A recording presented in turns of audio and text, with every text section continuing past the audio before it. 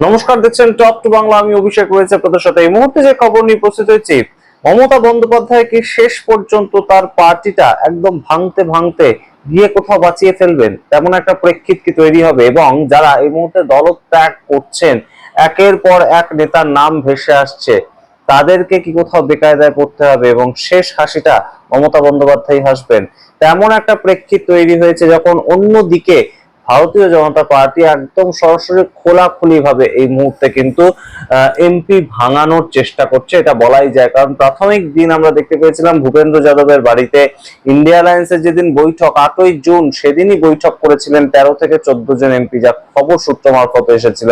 তার পরবর্তী থেকেই একদম সংখ্যাটা 20 পর্যন্ত নিয়ে যাওয়ার একটা চেষ্টা চলছিল, কিন্তু আমরা দেখছিলাম যে বারংবার সংখ্যাটা যাচ্ছে 19 পর্যন্ত, 18 পর্যন্ত, আবার দুজন ব্যাকআউট করছেন। এবং এই মুহূর্তে পর পর দুজন সৈনিক মমতা বন্দ্যোপাধ্যায়ের লোকসভার এমপি, তারা সম্পূর্ণ বলছেন যে আমরা মমতা বন্দ্যোপাধ্যায়কে ছেড়ে যাব না, কারণ উনি আমাদের বিপদের সময় ছিলেন। কারা কারা এর মধ্যে আসছেন? শত্রুঘ্ন সিনহা, আপনারা জানেন, প্রাক্তন বিজেপির এমপি ছিলেন, কিন্তু তার পরবর্তীতে তিনি তৃণমূল কংগ্রেস জয়েন করেন এবং অবশ্যই গুরুত্বপূর্ণভাবে তিনি লোকসভা ভোটে 2024-এ তৃণমূল কংগ্রেসের হয়ে জয়লাভ করেন। কিন্তু এই শত্রুঘ্ন সিনহা এই মুহূর্তে মমতা বন্দ্যোপাধ্যায়ের সরকার পড়ে যাওয়ার পরেও কিন্তু আর কোনো মতেই এনডিএতে যাবেন না, তেমন জানিয়েছেন। ঠিক তেমন ভাবেই প্রতিমা মণ্ডল, গুরুত্বপূর্ণভাবে আপনাদের আগেও জানিয়েছি যে প্রতিমা মণ্ডল বলছেন যে দিদি যে ধরনের বৈঠকগুলো ডাকছে, সেই প্রত্যেকটা বৈঠকেই তো আমি উপস্থিত থাকছি, তাহলে আমার দল ত্যাগ নিয়ে এই ধরনের যে বিভিন্ন কথাবার্তা চলছে, আমি নাকি সই করেছি, কোথায় সই করেছি আমি দেখিয়ে দেওয়া হোক।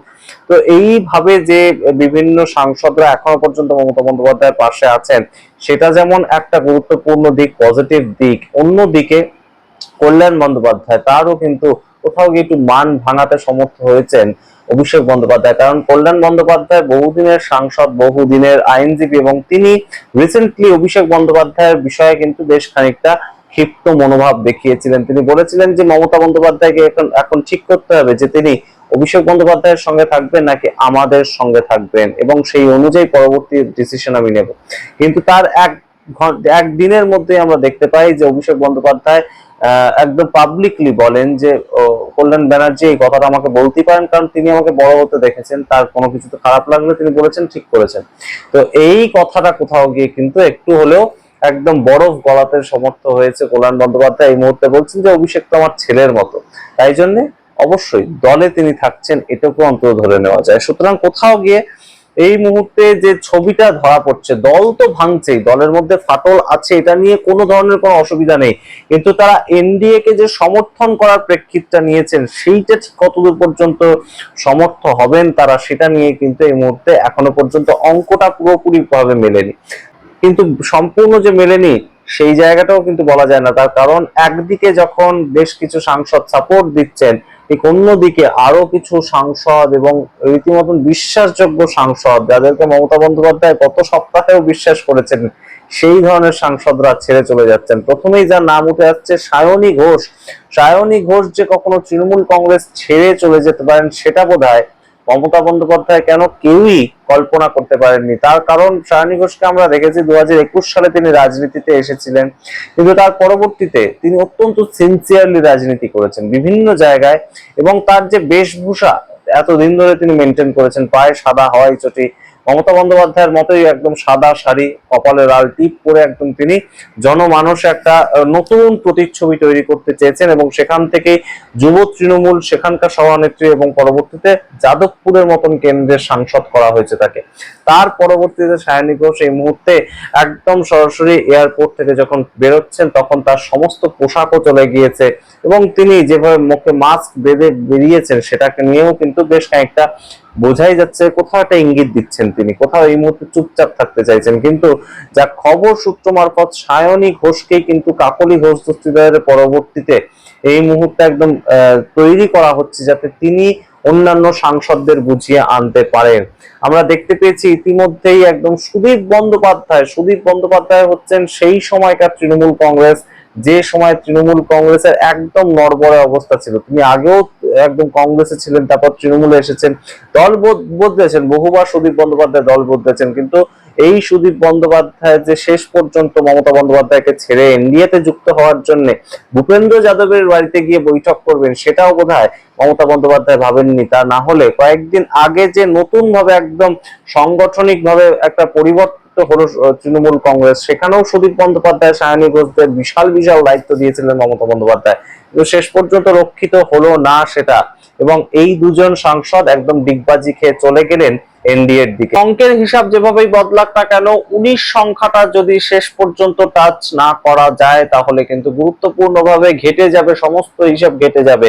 সংখ্যাটা যদি 18 পর্যন্ত গিয়ে থেমে যায় তাহলেও কিন্তু তাদের বিরুদ্ধে দলত্যাগ বিরোধী আইন একদম সরাসরি লাগু হবে। শুধু তাই নয়, তাদের সাংসদ পদও পর্যন্ত চলে যেতে পারে। সেই জায়গাটা নিয়ে কিন্তু এই মুহূর্তে একদম অপারেশন লোটাস, সেটা শুধুমাত্র কাকলি ঘোষ দস্তিদার তাকে দিয়ে চালানো হচ্ছে তেমন কিন্তু নয়। যা খবর উঠে আসছে সূত্রের, একদম রীতিমতন এইটাই কিন্তু মূল টার্গেট ছিল, যে লোকসভায় তৃণমূল কংগ্রেসের দল ভাঙাতে হবে। তাই ভোটের আগে থেকে কাকলি ঘোষ দস্তিদার কোথাও এই বিজেপি নেতাদের সঙ্গে কিন্তু যুক্ত ছিলেন, তেমন একটা বিষয় উঠে আসছে। যখন এই মুহূর্তে কাদেরকে দায়িত্ব দেওয়া হয়েছে, কাকলি ঘোষ দস্তিদার তো বটেই, তার সঙ্গে সুস্মিতা দেব, যিনি পরবর্তীতে আমরা দেখতে পেয়েছি হেমন্ত বিশ্ব শর্মার সঙ্গে গিয়ে বৈঠক করছেন আসামে, সুস্মিতা দেব এবং অবশ্যই সায়নী ঘোষকেও কিন্তু দায়িত্ব দেওয়া হয়েছে এই সংক্রান্ত বিষয়।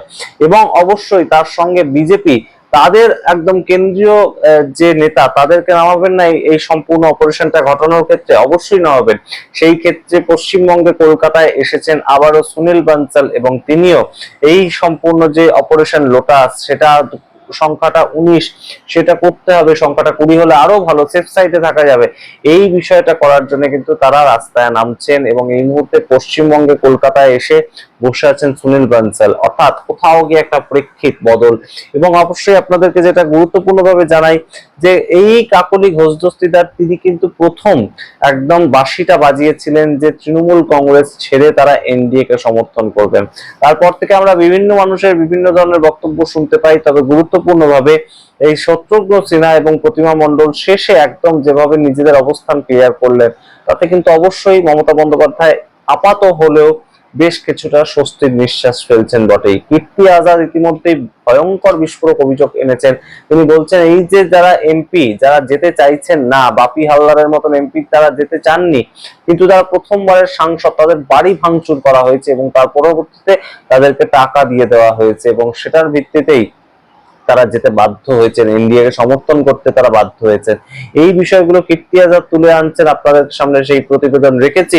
এবং গুরুত্বপূর্ণভাবে এই মুহূর্তে একদম ডেসপারেটলি কিন্তু 20 থেকে 22 জন সাংসদ যখন এনডিএ ভাঙিয়ে নিয়ে যেতে চাইছে, ঠিক তখনই কিন্তু তৃণমূল কংগ্রেস চাইছে যাই হয়ে যাক না কেন 9 জন সাংসদ যেন কোনোভাবেই ভেঙে না যায়। অর্থাৎ 9 জনের মধ্যে কারা কারা উল্লেখযোগ্য, কল্যাণ বন্দ্যোপাধ্যায়, অভিষেক বন্দ্যোপাধ্যায়, মহুয়া মৈত্র, এবং অবশ্যই যে নামটা এতদিন ধরে বারংবার ঘুরে ফিরে আসছে কীর্তি আজাদ, এবং তার সঙ্গে এই মুহূর্তে যুক্ত হলেন শত্রুঘ্ন সিনহা, প্রতিমা মণ্ডল। এদের মতন সাংসদরা কিন্তু যাচ্ছেন না। সৌগত রায়, তার নামও কিন্তু এই লিস্টে রয়েছে যারা মমতা বন্দ্যোপাধ্যায়ের সঙ্গে থাকতে চাইছেন। কিন্তু সায়নী ঘোষ এবং আমরা দেখতে পেলাম যেভাবে একদম সুদীপ বন্দ্যোপাধ্যায় ডিগবাজিটা খেলেন, সেটা বেশ খানিকটা অবাকই করেছে আমাদের। কারণ সুদীপ বন্দ্যোপাধ্যায়কে নিয়ে বারংবার তৃণমূল কংগ্রেসের মধ্যে থেকে বহু অসন্তোষের ছবি উঠে এসেছে। 2024 সালে আমরা দেখতে পেয়েছিলাম তৃণমূল কংগ্রেসের মধ্যে থেকে বারংবার মিটিং করে বলা হচ্ছিল যে এইখান থেকে যেন শশী পাজাকে টিকিট দেওয়া হয় সাংসদ হিসেবে। বহু মানুষ রয়েছেন উত্তর কলকাতায়, যেন আর সুদীপ বন্দ্যোপাধ্যায়কে না দেওয়া হয়। কিন্তু আমরা দেখতে পেলাম সুদীপ বন্দ্যোপাধ্যায়কেই আবার মমতা বন্দ্যোপাধ্যায় ভরসা করলেন। শুধু তাই নয়, উত্তর কলকাতার জেলার সভাপতি করার ক্ষেত্রেও কিন্তু সুদীপ বন্দ্যোপাধ্যায়ের নামটা বেরিয়ে এসেছিল, তখন আমরা দেখতে পেয়েছিলাম। এবং তাপস রায় বর্তমানে পশ্চিমবঙ্গ রাজ্য সরকারের শিল্পমন্ত্রী, তৎকালীন তৃণমূল নেতা ছিলেন।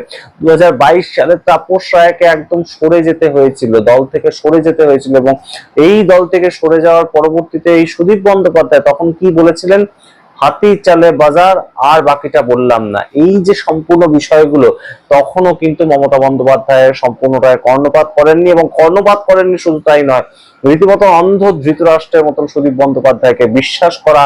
24-এ যে ক্রুশিয়াল সময়ে রীতিমতন আমরা শুনতে পেয়েছিলাম 24-এ কিন্তু বেশ খানিকটা চাপ রয়েছে তৃণমূল কংগ্রেসের, সেই জায়গাটাতেও সুদীপ বন্দ্যোপাধ্যায়কে টিকিট দেওয়া এবং সুদীপ বন্দ্যোপাধ্যায়কে টিকিট দিয়ে মমতা বন্দ্যোপাধ্যায় বেশ খানিকটা হিমশিম খেয়েছিলেন রীতিমতন, যে সুদীপ বন্দ্যোপাধ্যায়কে উত্তর কলকাতা থেকে বের করে আনা যাবে কিনা, অর্থাৎ টিকিটে জয়ী করে আনা যাবে কিনা। শেষ পর্যন্ত তিনি জিতেছিলেন বটে, কিন্তু তার মার্জিন কমে গিয়েছিল। 2026-এ সুদীপ বন্দ্যোপাধ্যায়ের স্ত্রী নয়না বন্দ্যোপাধ্যায় তাকে টিকিট দেওয়া নিয়ে হাজারো অভিযোগ উঠেছিল যে কেন নয়না বন্দ্যোপাধ্যায়কে টিকিট দেওয়া হবে, বছরের পর বছর কখনোই তাকে দেখতে পাওয়া যায় না। এই ধরনের অভিযোগ ওঠার পরেও তাকেই টিকিটটা দেওয়া হয় এবং মাত্র এন্টালি থেকে 3000 ভোটে জেতেন নয়না বন্দ্যোপাধ্যায়। কিন্তু এই যে ডুও সুদীপ বন্দ্যোপাধ্যায় এবং নয়না বন্দ্যোপাধ্যায়, তারা তো দুজনেই এখন এই মুহূর্তে মমতা বন্দ্যোপাধ্যায়কে ছেড়ে চলে যাবেন।